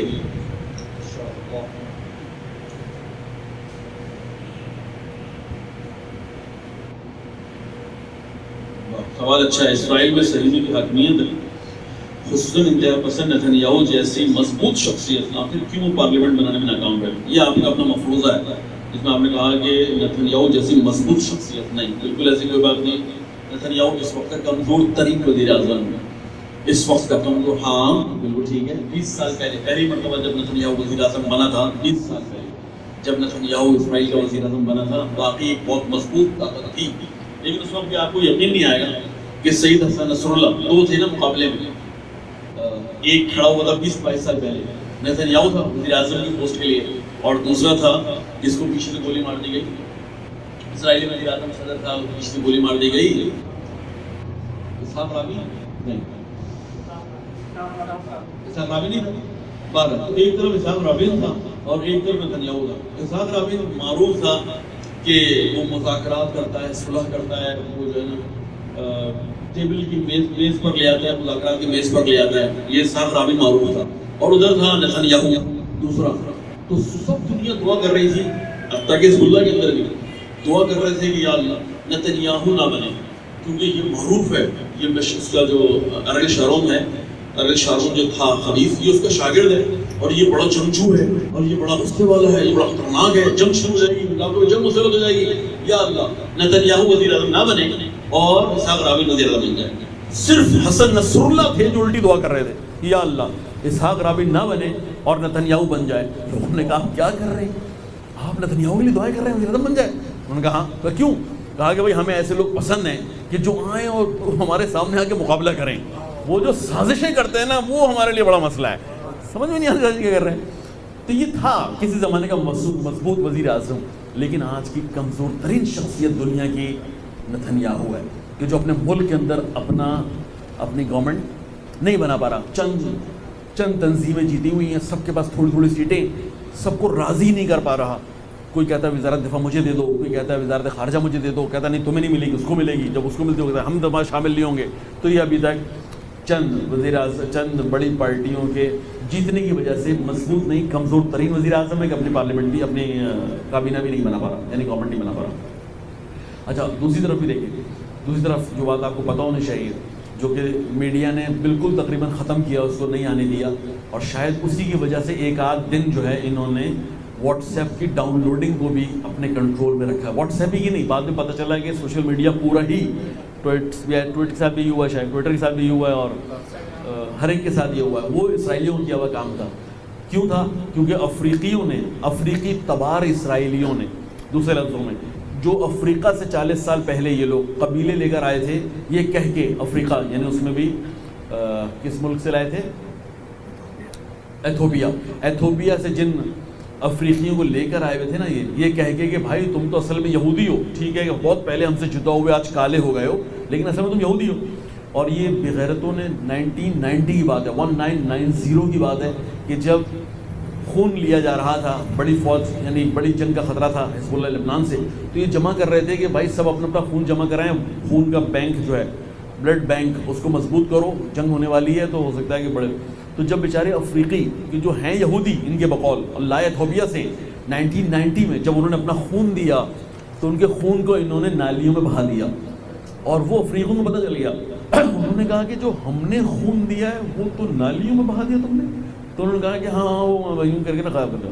دوسرا موضوع ان کی نسل کشی کیا, یعنی ان کے اولاد کو بڑھنے نہیں دیتے. وہ جو ایک بیٹا تھا وہ ایک ہی بیٹا رہ گیا, اس کے بعد دوسری اولادیں پیدا نہیں ہوئی. یہ انہوں نے انجیکشنز جو آپ کو یہاں پہ لگاتے ہیں ویکسینیشنز کے نام پہ, یہ ان کو بھرپور لگائے وہاں پہ, تاکہ ان کی اولادوں اور نسلوں کو جو ہے نا وہ روک دیا جائے. 2 کام. تیسرا کام جو کیا وہ 2002 میں اس طرح کے جھگڑے میں سامنے کھڑا کر کے ایک افریقی کو مار دیا, اور وہی عمل ابھی دہرایا گیا ہے. ابھی 2017 میں بھی ہوا اور 2019 میں بھی ہوا, جس کی بنیاد پر 3-4 دن پہلے کئی شہروں میں, لیکن خصوصاً حیفا میں جو تل ابیب کے بعد دوسرا بڑا مرکز ہے, جو رہبر معظم نے کہا ہے کہ اگر ایران کے اوپر جنگ مسلط کی تو تل ابیب اور حیفا ان کو تو ہم صفحہ ہستی سے مٹا دیں گے. یہ رہبر معظم نے کہا ہے.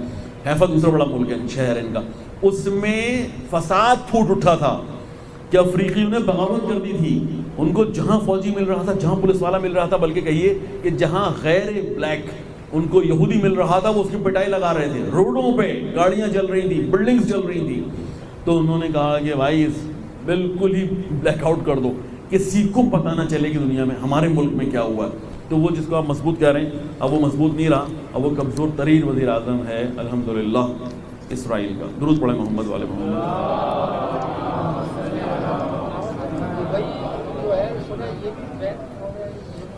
خوب جو ہے آغا اہم بات ہے کہ آیا خالی سعودیہ رہ گیا, یہ جو عرب امارات اس کے ساتھ تھا یمن پر حملے میں, وہ بھی ابھی تک ساتھ ہیں یا الگ ہوئے ہیں. درمیان میں پھوٹ پڑ گئی ہے, بڑی شدت کے ساتھ پھوٹ پڑ گئی ہے. کیوں؟ سعودیوں کی خواہش یہ ہے کہ جتنے بھی آگے کے محاذ ہیں, خصوصاً یہ 3 صوبے جیران اور نجران, جیزان اور اسیر, ان کی کوشش تھی کہ ان 3 صوبوں میں جتنی بھی فوج لگے نا وہ ساری عرب امارات کی لگے. یہ سعودیوں کی خواہش تھی. سعودیوں نے لڑنا نہیں ہے, انہوں نے تو اتنا بڑا گروپ بنایا ہوا ہے, سوڈان پتہ نہیں 40 ملکوں کو جمع کیا ہوا ہے. ہمارے چیف آف آرمی اسٹاف سابقہ سے استفادہ کر رہے ہیں. تو ان کی خواہش یہ تھی کہ ان علاقوں میں سعودیہ نہ جائے, اور زیادہ تر جو ہے نا یہ والی فوج چلی جائیں.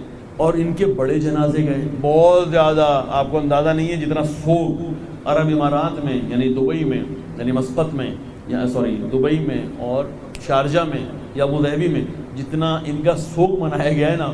آپ کو پتا ہے ان کا سوگ منانے کا طریقہ یہ ہے کہ انہیں گھر چھوڑ کے خیموں میں آ جاتے ہیں, یہ ان کا ایک سوگ منانے کا طریقہ ہے. تو تاریخ میں کبھی اتنے خیمے نہیں لگے جتنے ان چند مہینوں میں لگے. تو انہوں نے کہا بھائی ہم اکیلے ہی مر رہے ہیں, ہمارے لوگ مر رہے ہیں, کیا ہو رہا ہے؟ یہ ڈرون بھی گرتا ہے تو ہم پہ گرتا ہے, گولی بھی آتی ہے تو ہم پر آتی ہے, میزائل بھی آتا ہے تو ہم پہ آتا ہے. بعد میں ان کو پتہ چلا کہ بھائی سعودی تو ہے ہی نہیں, دوسری فوجیں تو گئی نہیں ہیں, ہر جگہ پر امارات کی فوج لگا رکھی ہے. اب ان کے درمیان پھوٹ پڑ گئی ہے. وہیں کہ اس کو صحیح کرنے کے لیے آپ نے دیکھا بھی آخری جو وائرل ہوئی ہے کہ محمد بن سلمان جو ہے نا وہ بادشاہ کے ساتھ, جو ولی عہد ہے دبئی کا, اس کے ساتھ گھوم رہے ہیں. یعنی ایک خیر سگالی کا ایک دورہ انہوں نے کیا ہے, لیکن ایسی کوئی بات نہیں, درمیان پھوٹ پڑ گئی ہے. اور انہوں نے آہستہ آہستہ اپنی فوجوں کو واپس، یعنی عرب امارات نے یمن سے اپنی فوجوں کو واپس بلانا شروع کر دیا ہے۔ بہت شکریہ، انشاءاللہ زندگی رہی تو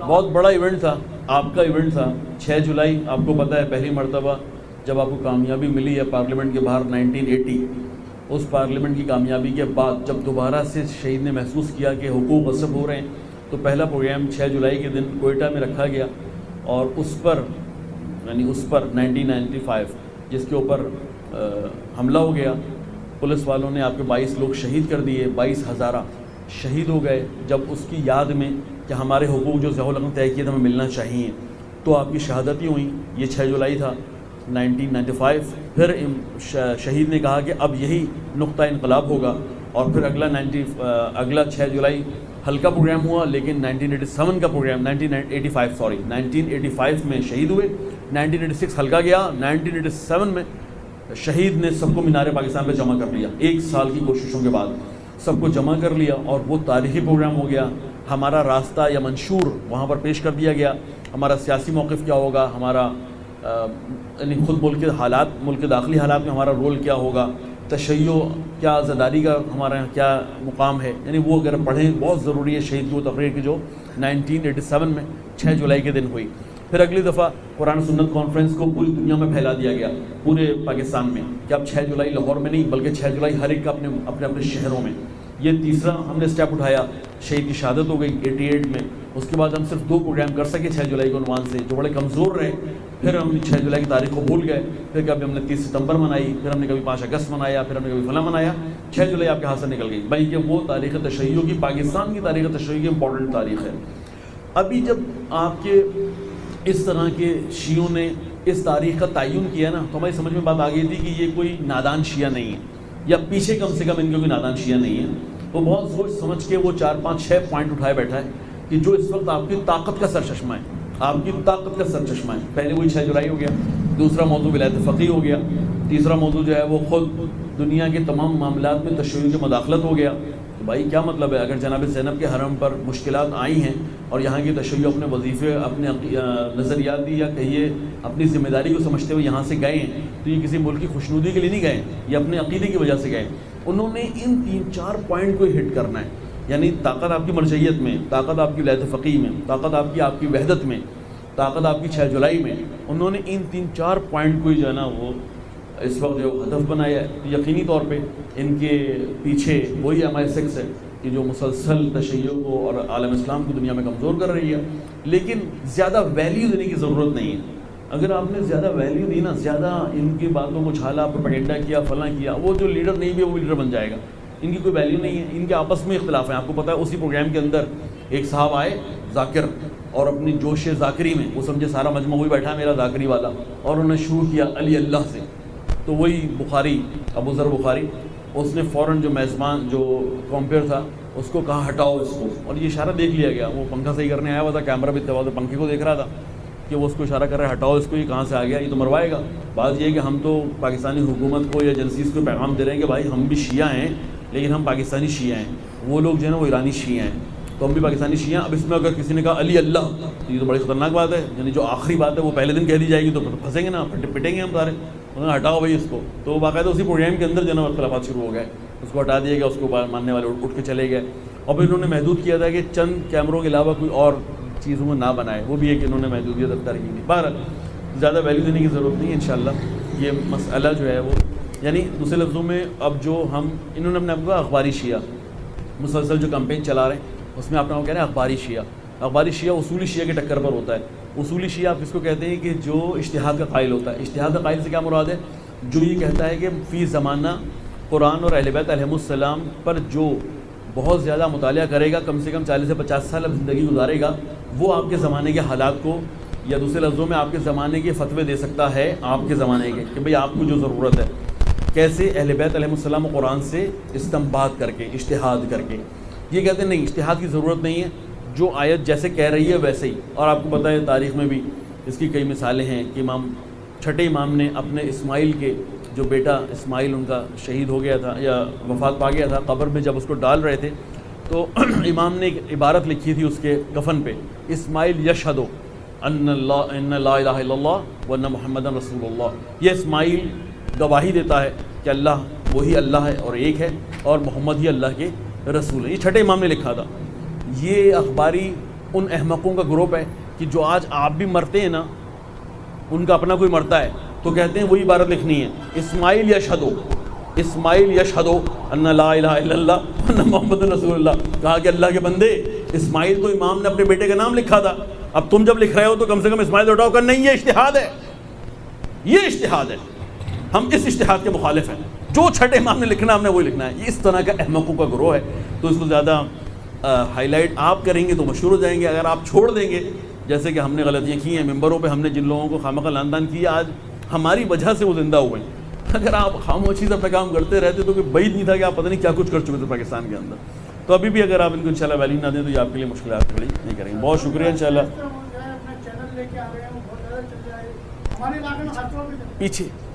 پیچھے دیکھیں نا سر, جو لوگ ہیں پیچھے کام کریں, رابطہ مت توڑیے گا, ان سے رابطہ مت توڑیے گا.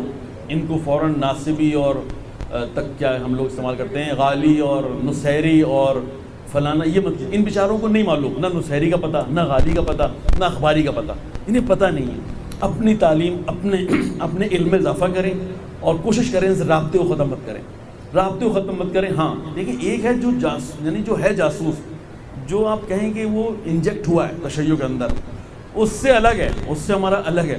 لیکن ایک بیچارہ عام سا آدمی ہے, ہم یہ کیونکہ اس مجلس میں گیا تھا, کیونکہ فلاں کو سننے گیا تھا, بس یہ وہی ہے. یہ نہیں کیجیے گا, کبھی مت کیجیے گا, چاہے وہ جتنے جذباتی ہو ہونے دیں. اس کو حقائق نہیں معلوم ہے, آپ اپنا رابطہ اچھا رکھیں, خود بخود انشاءاللہ اس میں تبدیلی آ جائے گی. یہ کبھی بھی رابطہ منقطع نہیں کیجیے گا, یاد رکھیے گا. درود پڑھ دیں محمد والے.